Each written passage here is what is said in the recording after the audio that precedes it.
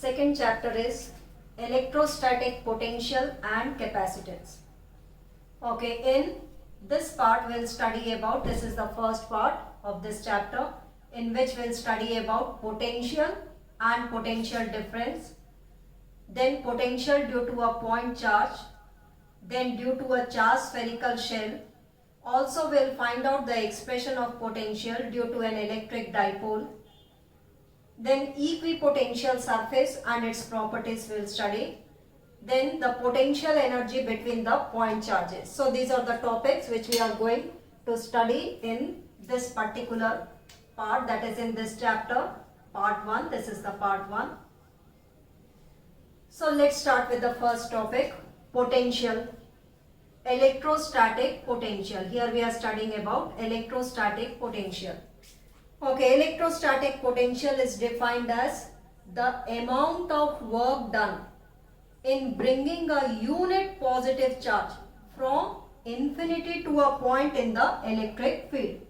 From infinity to a point in the electric field, how is it brought? Against the electric field.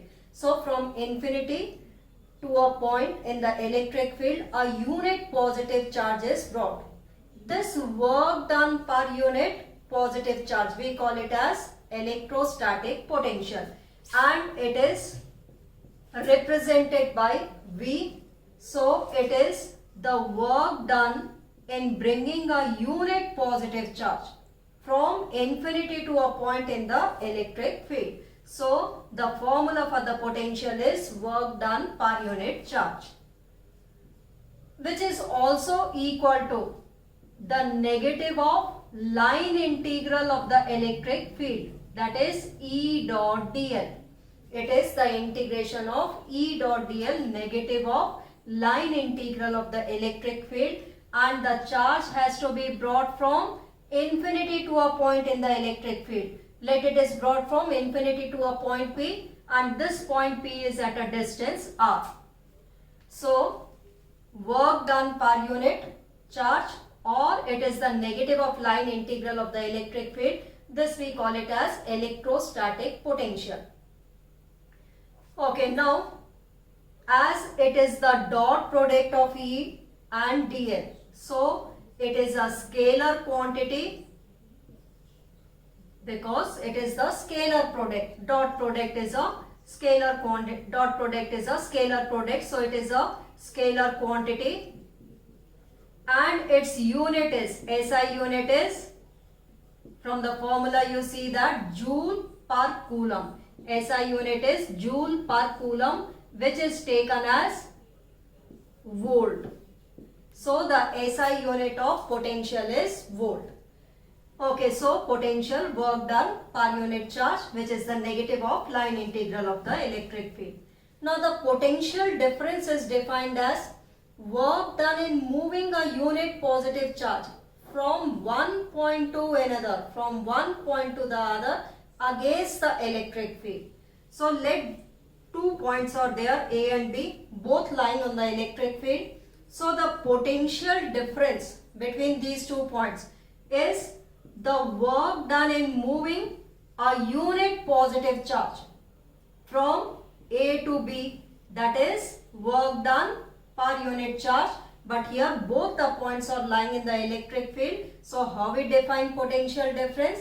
It is the work done in moving a unit positive charge from one point to other against the electric field. Again, it is the line integral of the electric field, but now here the limits will be, let A is at R1 distance and B is at R2 distance. So the limits will be from R1 to R2. So this we call it as potential difference. Now let's see the relation between electric field and potential difference, or potential relation between electric field and potential, E and V. Okay, now we know that if potential is the integration of E dot dl, then the electric field will be the differentiation of it.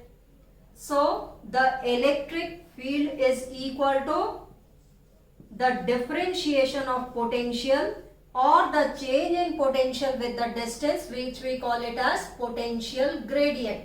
Any physical quantity changing with the distance, we call it as gradient. So it is the potential gradient, but how? It is the negative of potential gradient. So the electric field is negative of potential gradient.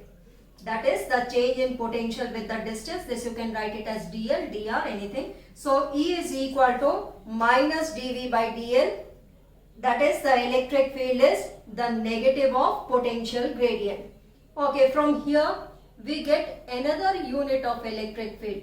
In the previous chapter, in the first chapter, electric field we defined as electrostatic force per unit charge. So its unit is Newton per coulomb. Now from here it is the negative of potential gradient. So the unit of electric field is volt per meter. So another unit of electric field is volt per meter. And what is the relation between electric field and potential? It is the negative of potential gradient, that is negative of change in potential with the distance. So the electric, along the direction of the electric field lines, the potential will decrease. Okay, now let's find out the potential due to a point charge. Let plus q is the charge and we have to find out the potential due to this q charge at a point P which is at r distance. So we are finding out the electrostatic potential due to this plus q charge at a point P.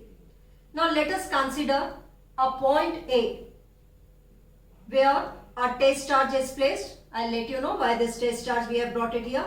Okay, first due to this plus q charge there is some electric field at a point A.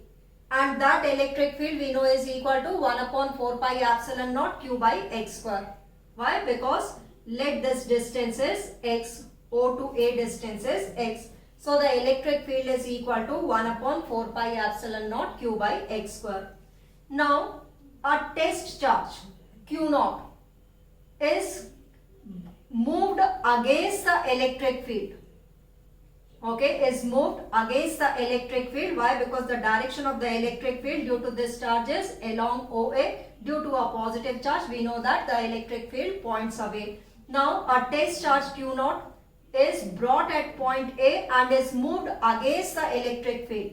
So, a small amount of work is done. dW we know is equal to F dot dx.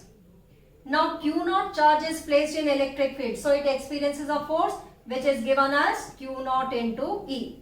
Any charge particle kept in the electric field experiences a force which is given as Q into E. Why? Because electric field is force per unit charge. So this Q naught charge is placed in electric field E, so it experiences a force Q naught into E dot dx. Now here you can see that this charge is moved against the electric field. So E dot dx, that is E into dx into cos of angle between them. What is the angle between them? The angle between them is cos 180 degree. The angle is 180 degree. And we know that cos 180 is equal to minus 1. So minus Q naught E into dx is the small amount of work done. Okay, now the total amount of work done. The total amount of work done according to the definition, this test charge has to be brought from infinity to a point P. That is infinity to R, integrating both sides. The integration of dW is W.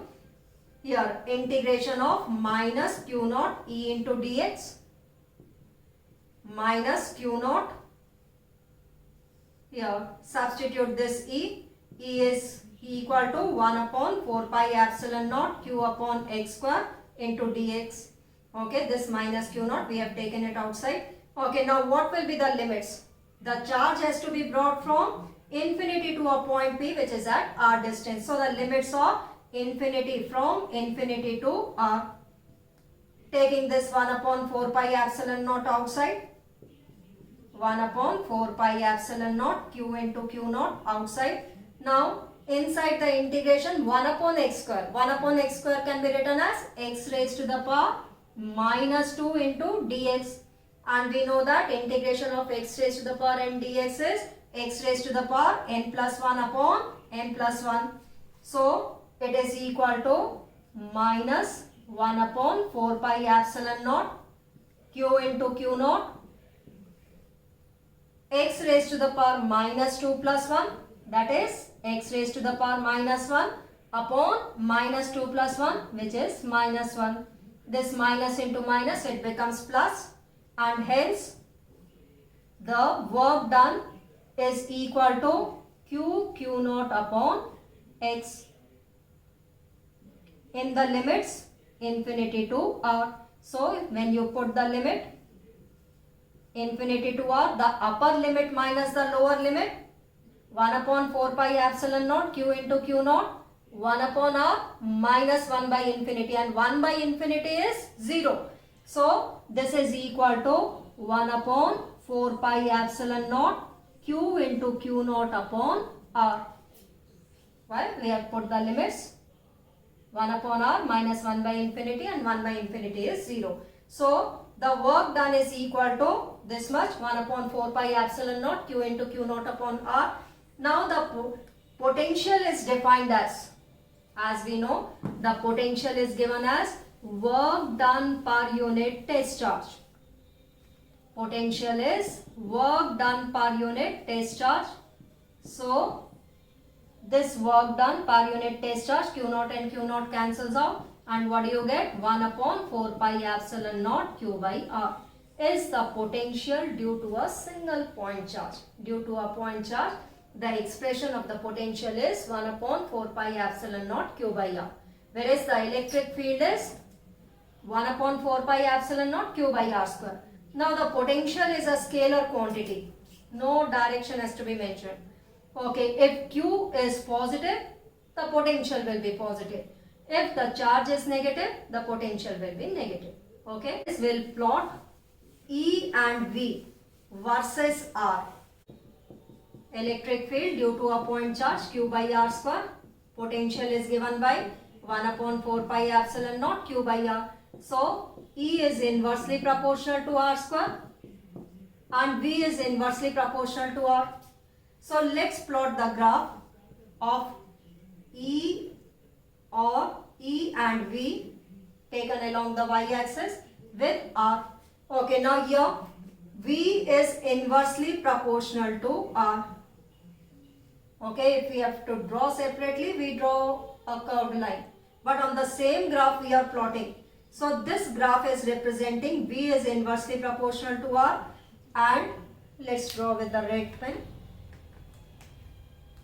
Here this one is representing E is inversely proportional to, this is E which is inversely proportional to r square, and the black curve, it is representing V is inversely proportional to r.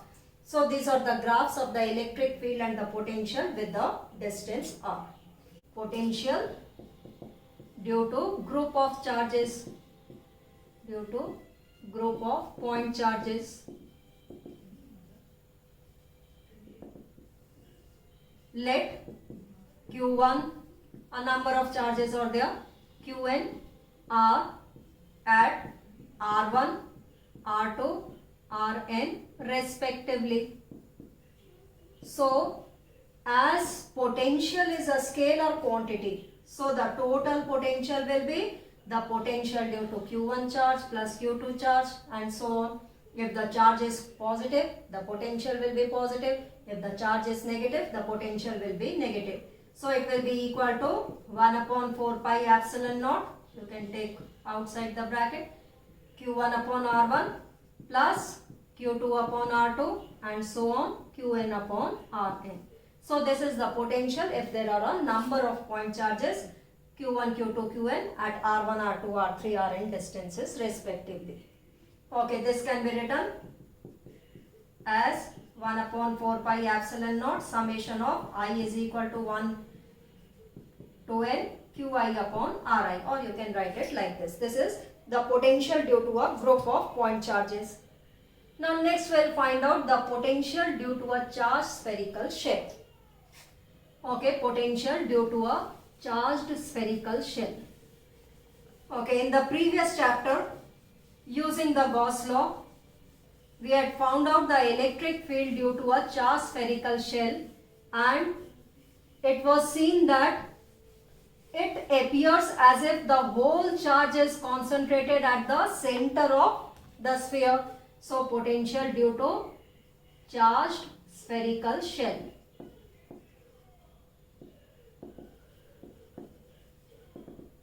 Okay, it was found that the whole charge appears, this is the charged spherical shell, let positive charge uniformly distributed on this shell whose radius is capital R.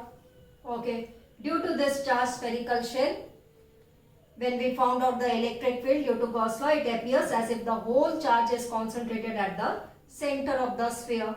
So, if we have to find out at a point P which is outside the shell, that is when R is greater than capital R. Capital R is the radius of the spherical shell, and here we are finding out the potential outside. So, it appears as if the whole charge is concentrated at the center. So, it's like a point charge. So, what will be the potential? Potential will be equal to 1 upon 4 pi epsilon naught. This whole charge Q is appearing at the center, Q upon this distance R where we are finding out. Okay, when R is equal to capital R, that is on the shell. This is on the shell. This one is outside the shell. Then potential will be equal to 1 upon 4 pi epsilon naught Q upon capital R. Now let's find out inside the shell. Inside the shell, let us consider a point Q which is at R distance. That is when R is less than capital R.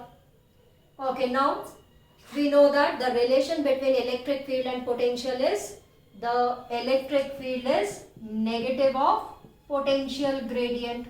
How is the electric field related to potential? Electric field is negative of potential gradient. Okay, inside the electric shell, we know that the electric field is 0. Using the Gauss law, we had found out in the previous chapter, electric field inside is 0. Okay, the differentiation of a quantity is 0. It means this quantity is constant. So, what does it imply? The potential inside the shell is constant. And how much it would be? Whatever is on the surface, the same potential remains inside. Okay, so inside the shell also the potential will be whatever is on the shell, that is 1 upon 4 pi epsilon naught Q upon capital R. So the potential inside the shell at every point remains constant. The potential outside, here we see that inversely proportional to R. This potential on the shell will be equal to the potential inside the shell. Okay, a question came in the board exam. A sphere whose potential on the surface is 12 volts. A sphere, a charged spherical shell, has a potential 12 volts on its surface. What will be the potential inside the shell? Inside the shell also the potential will be the same, that is 12 volts. Okay, so such type of questions come. So whatever is the potential on the surface, the same potential remains inside the shell also. Okay, now let's find out the potential due to an electric dipole. Okay, now let's find out the potential due to an electric dipole. Okay, in the previous chapter we have studied that what is electric dipole.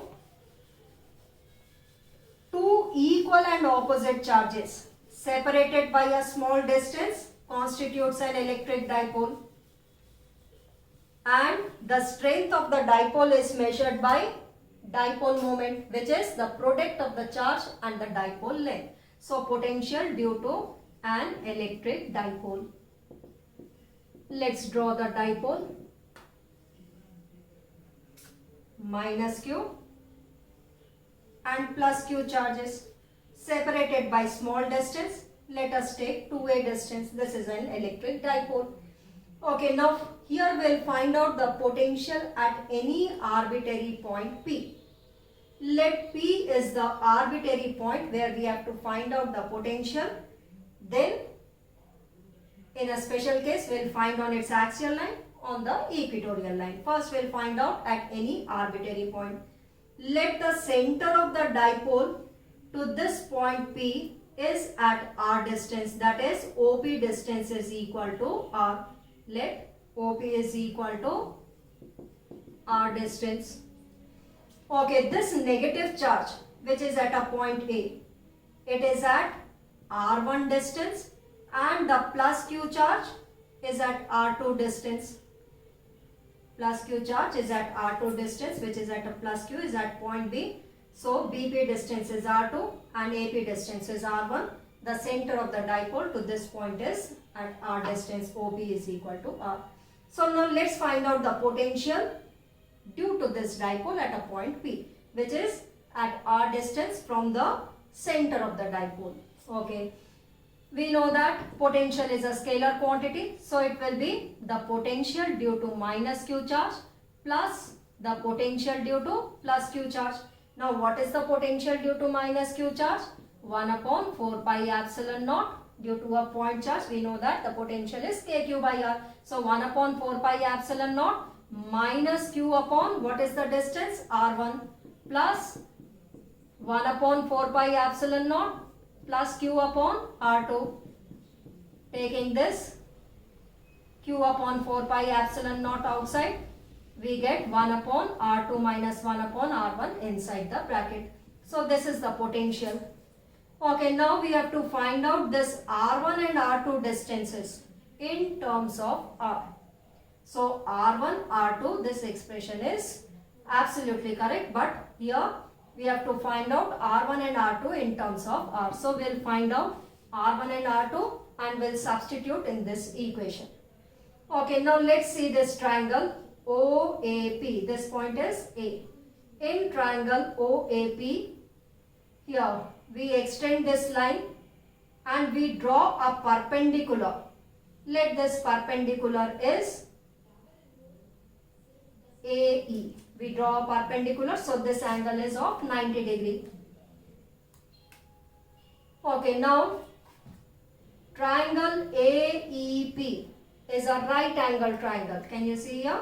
Triangle APE is a right angle triangle. This is a right angle. Why? Because we have drawn a perpendicular from here. Okay, now in this right angle triangle, here this point P is very far away, so PE distance is approximately equal to AP distance. This AP distance is approximately equal to PE distance. And what is this PE distance equal to? OP plus OE distance. Okay, as this point is very far away, so it's not exactly equal. As this point is very far away, so this AP distance is approximately equal to PE, and PE can be written as OP plus OE. Okay, now what is this AP? AP is R1. What we have to find out here? R1 is equal to OP. OP here is R. OE distance. If this angle is theta, then what is this distance equal to? This will be cos theta. Find out cos theta from this triangle. Cos theta will be equal to A sin theta. See in this triangle, AOE. In triangle AOE, find out cos theta. Cos theta is base upon hypotenuse. What is the base? OE. And what is the hypotenuse? AO. AO is the midpoint. So AO is A, and OE is equal to A cos theta. So what can we write down?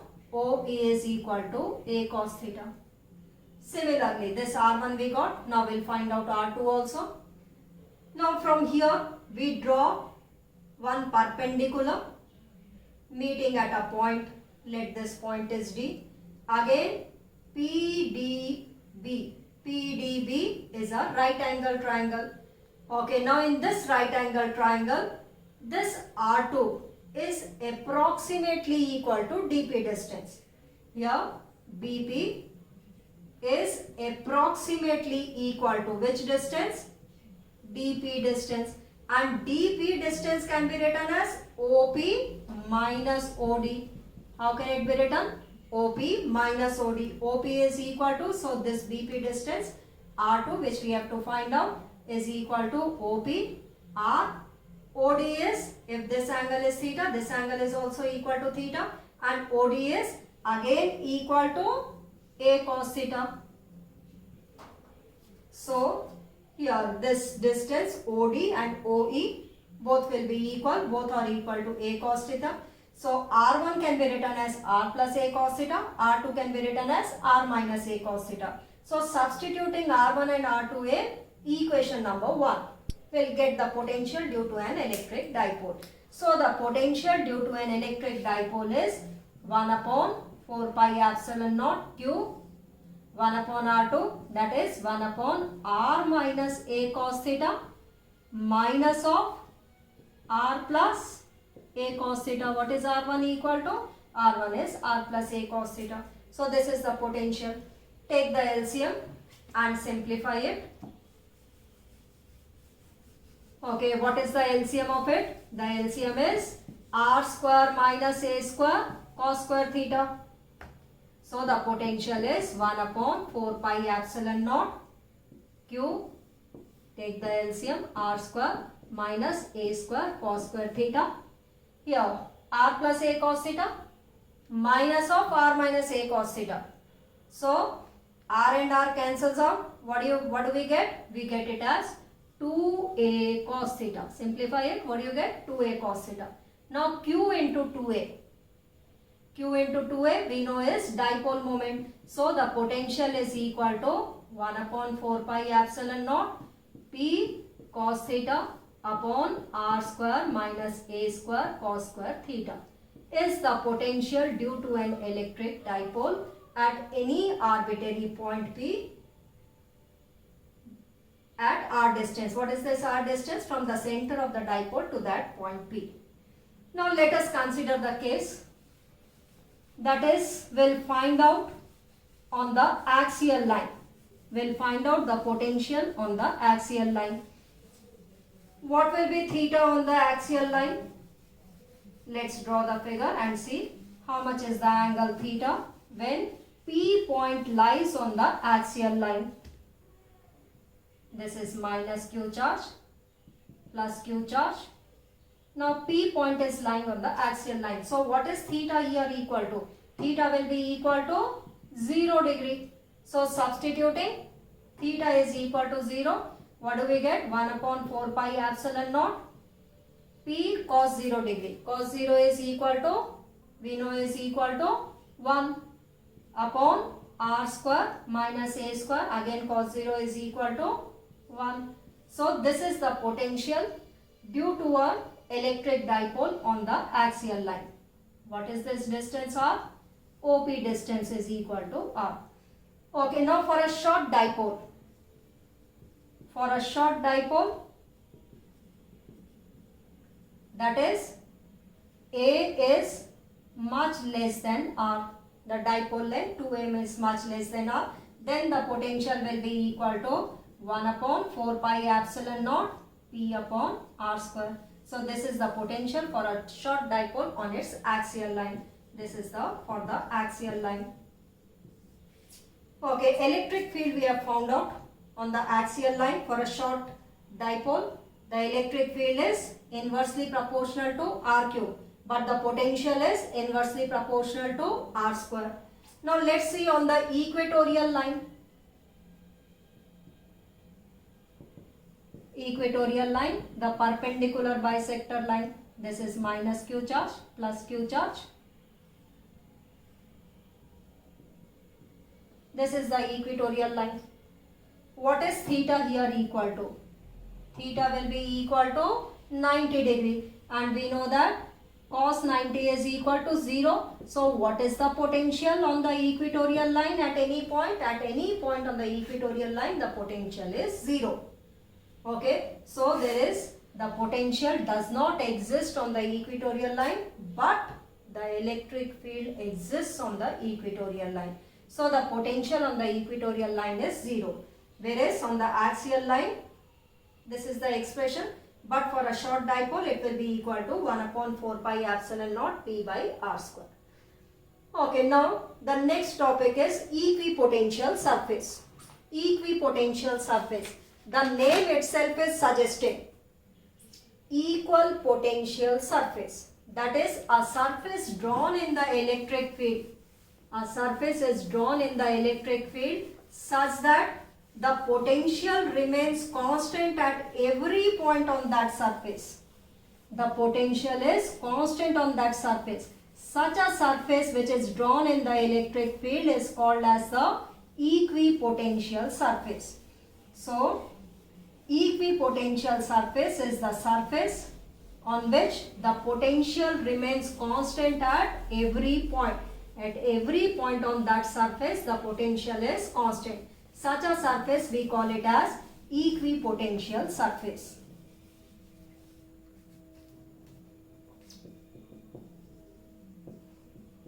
Okay, now let's draw the equipotential surfaces for few point charges. So, a surface where the potential is constant. Such a surface we call it as equipotential surface. Okay, for an isolated positive or negative charge, let's draw a surface where the potential is constant at every point on that surface. Okay, so here the equipotential surface will be these concentric spheres. Why? Because the potential due to this at this point will be given by kq by r, at this point also kq by r, at this point also kq by r if r is the radius. So this surface is an equipotential surface. We can draw one more surface. So the concentric spheres around the isolated positive charge or isolated negative charge represent equipotential surfaces. So these are the equipotential surfaces. How will be the electric field lines? We have already drawn. The electric field lines are radially outwards as it is a positive charge. So these are the red ones are representing the electric field lines, and these concentric spheres around it are representing equipotential surfaces. Okay, now for uniform electric field, these are the parallel equidistant lines. Parallel equidistant lines which are representing uniform electric field. And the equipotential surface, if we draw a surface perpendicular to the plane of the board, that will be the equipotential surface. So let us draw this surface which is perpendicular to the plane of the board. This surface is the equipotential. One more surface you can draw it. So these two are representing equipotential surfaces. Now let's draw for an electric dipole. An electric dipole is a positive and a negative charge whose magnitude is equal or separated by a small distance. That represents an electric dipole. So this is minus q charge plus q charge separated by a small distance. Let it is 2a. Okay, now we know that the equipotential surface for this also concentric spheres, for this also the concentric circle. So if we draw, these are the equipotential surfaces for the negative charge. In between they will be closer, whereas outside they will be far apart from each other. So these are the equipotential surfaces for an electric dipole. Now for two equal and similar charges, let us take two positive charges plus q and plus q separated by a small distance. For two equal and similar charges, here the equipotential surfaces again are the concentric circles, but here they will be closer outside, whereas they will be far apart inside.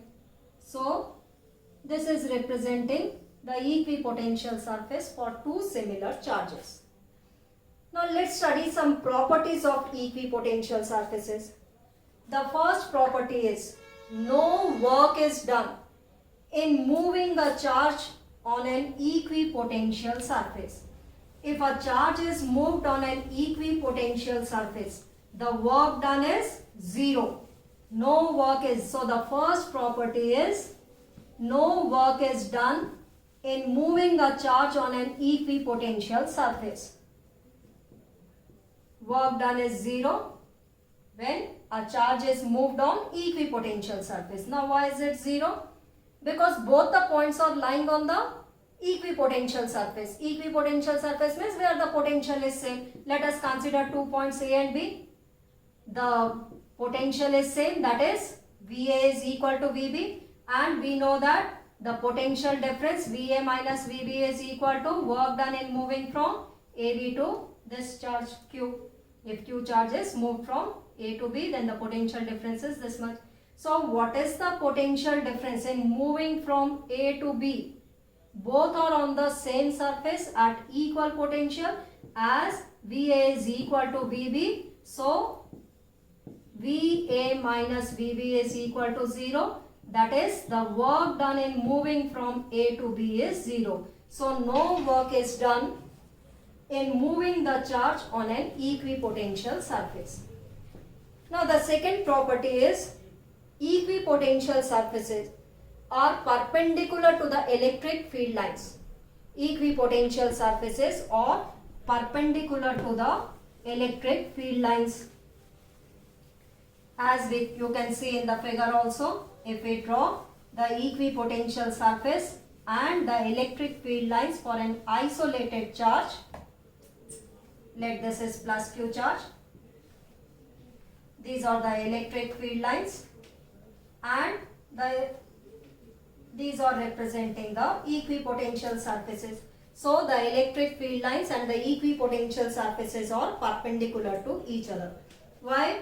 Because since no work is done in moving a charge on an equipotential surface, what is the work done in moving a charge on an equipotential surface? It is zero. So it means that electric field has no component along the equipotential surface.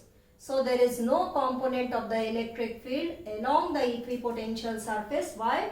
Because the work done in moving a charge on an equipotential surface is zero. Okay, so there is no component of the electric field along the equipotential surface. Why? Because the work done is zero. So the electric field lines are perpendicular to the equipotential surface. Okay, now the third property is no two equipotential surfaces intersect. Two equipotential surfaces can never intersect each other. Suppose this is one of the equipotential surface. Let this is at 2 volts. That is, at every point on it is 2 volts. Let us draw another equipotential surface. Let this is another which is at 3 volts. Now at the point of intersection, the potential is 2 volts as well as the 3 volts, which is not possible. So two equipotential surfaces can never intersect each other, because then there will be, if they intersect, there will be two values of the potential at the same point. Okay, then there will be two values of the potential at the point of intersection, which is not possible. So two equipotential surfaces never intersect each other, because then there will be two values of the potential at the same point, which is not possible. Okay, now the next topic is potential energy between the point charges. Okay, now the potential energy, first let us consider 2 point charges. Here we are considering in the absence of electric field. There is no electric field, only the point charges are there. So in the absence of electric field, let us find out the potential energy between 2 point charges. This potential energy is due to the position of the two charges. Okay, the potential energy between point charges. Let us consider 2 point charges are there, Q1 and Q2. Okay, if the charges if the charges are similar charges, we know that they repel each other. If they are brought close to each other, when these two charges are brought close to each other, then some work is done which will be stored in the form of potential energy between the 2 point charges, and which is given by 1 upon 4 pi epsilon naught q1 into q2 upon the distance r. So the potential energy between 2 point charges is given by 1 upon 4 pi epsilon naught q1 into q2 upon r. If q1 and q2 are similar charges, they will repel each other, and we are bringing close to each other, some work is done, that will be stored in the form of potential energy. Similarly, if these two are unlike charges, they are attracting each other, and if they are moved apart from each other, if they are moved away from each other, then again some amount of work is done. This work done will be stored in the form of potential energy. If q1 into q2 is positive, if q1 into q2 is positive, then potential energy is also positive. And if q1 into q2 is negative, the potential energy is also negative. So depending upon the nature of the charges, the potential energy may be positive or negative. Again, the potential energy is a scalar quantity. Okay, so the potential energy is given by, between 2 point charges, it is given by q1 upon 4 pi epsilon naught q1 into q2 upon r. Now let there are 3 point charges. Now let there are 3 point charges q1, q2, q3. Let this distance is r12, this distance is r23, and this distance is r13. Then the potential, the total potential energy will be the potential energy between these two charges plus the potential energy between these two charges plus the potential energy between q1 and q3. So let's write down 1 upon 4 pi epsilon naught q1 into q2 upon the distance. What is the distance? r12 plus 1 upon 4 pi epsilon naught q2 into q3. What is the distance? r23 plus 1 upon 4 pi epsilon naught q1 into q3 upon r13. This is the total potential energy. Let's do a question. Let some charges are placed at the vertices of a square. Okay, let there is a square of side A, and these are the charges. Let here it is plus q, here it is minus q, again here it is plus q, and here it is minus q at A, B, C and D. You have to find out the total potential energy of this system of charges. The total potential energy will be equal to the potential energy between the charges at A and B. And how much is it? 1 upon 4 pi epsilon naught. We'll take it outside. Q into minus q, that is minus q square upon, what is the distance? A. Between these two charges also there will be some potential energy, and how much is it? 1 upon 4 pi epsilon naught plus q into minus q, that is minus q square upon A. Between this minus q and minus q also there will be some potential energy, and how much it would be? Minus q into minus q plus q square upon, what is this distance? Under root a square plus a square, that is under root of 2a square, or this can be written as root 2 into a. Okay, now let's move to this charge at point C. Between these two we have already found out. Between the charges at C and D there will be some potential energy, and how much it would be? It would be 1 upon 4 pi epsilon naught plus q into minus q square upon A. Okay, there will be some potential energy between the charge at point C and at point A. How much it would be? Plus q square upon root 2a. Let's come to this charge. Between these two we have found, between these two. Now only this one remains, that is the charges at point A and D. How much it would be? Minus q square upon A. So this can be written as 1 upon 4 pi epsilon naught. How many minus q square upon a are there? 4 times. So minus 4q square upon a, and these are 2 times. So plus 2q square upon root 2a. This will be the total potential energy when these charges are situated at the vertices of a square. Okay, now let's find out the potential energy due to a single point charge in an electric field. A single point charge is placed in an electric field. Let's find out what will be the potential. Okay, these point charges which we have discussed were in the absence of electric field.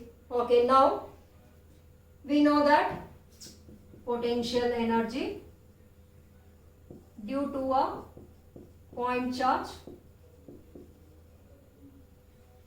in electric field. It is placed in point charge is placed in electric field. We know that work is done in moving a charge q from infinity to a point in the electric field, and how much work will be there? Q into V. So the potential energy will be equal to, which you can represent it by U, is equal to Q into the potential at r distance wherever we are finding out, or Q into V is the potential energy. Okay, potential energy due to 2 point charges. Potential energy due to 2 point charges in the electric field. Okay, now 2 point charges are placed in electric field. Then work is done in bringing, let the 2 point charges are Q1 and Q2. Work is done in bringing Q1 from infinity to R1, and some work is done in bringing Q2 from infinity to R2. So the work done in bringing Q1 from infinity to R1 is Q1.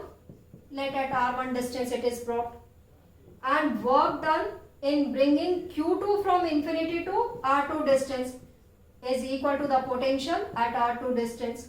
So this work done will be stored in the form of potential energy, that is Q into V is the potential energy, Q1 into V, the potential energy for the first charge in the presence of electric field. Q2 into V is the potential energy stored in the second charge in the presence of electric field. Now these two charges will also attract or repel, due to which they will have some potential energy. So the total potential energy will be equal to the total work done, which is equal to W1 plus W2 plus W3. What is W3 equals to? 1 upon 4 pi epsilon naught Q1 into Q2 upon, there will be some force of attraction or repulsion, that work done again will be the potential energy between the 2 point charges. So the total work done will be equal to Q1 V at R1 distance, Q2 the potential at R2 distance, plus 1 upon 4 pi epsilon naught Q1 into Q2, and the distance between them is R12. So this will be the potential energy between 2 point charges in the presence of electric field. This is the potential energy due to a single point charge in the presence of electric field. So this was the part 1 of chapter 2. Okay, now part 2 will be coming very shortly. If you haven't subscribed the channel, please like and subscribe it so that the next part also could be seen. Thank you.